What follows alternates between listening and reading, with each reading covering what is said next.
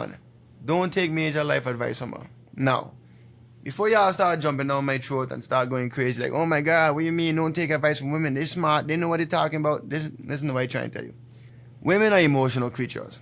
A lot of the times, the things that they say, the advice that they give, is based off of how they feeling in the moment. And if that week, she in a good mood and she feeling you and her attraction high for you, she gonna tell you one thing. And if another week, for some reason her attraction drop, she having a bad day, she in a bad mood, something happened at her job, her emotions different, she gonna give you a different set of advice. A woman's advice is pretty much rooted in how she feels in the moment. And don't get me wrong, we in relationships, we dating girls. Sometimes you want to go to your girl and you want to get a little inspiration. You want to get a little feminine energy.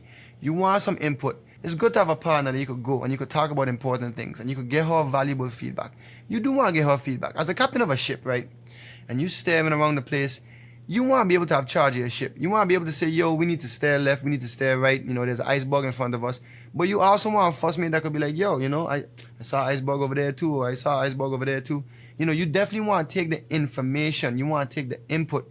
You want to consider it into the big picture. But at the end of the day, as the captain of that ship, if you're looking forward and there's a big iceberg over here and there's a small iceberg over there and there's a small iceberg over there, and you have to make an important decision. Sometimes that decision involves slamming into one of these icebergs, but you have to slam into the smallest one possible that will inflict the least amount of damage to the ship to ensure that you save all the people on the boat. If you saying turn right and your first mate ain't studying you and first mate is like, let's go straight, and you're like, no, okay, let's go straight. And then bam, you slam right into the iceberg and the whole ship sink, everybody dead. At the end of the day, the consequence of that choice is always going to be on you as the man.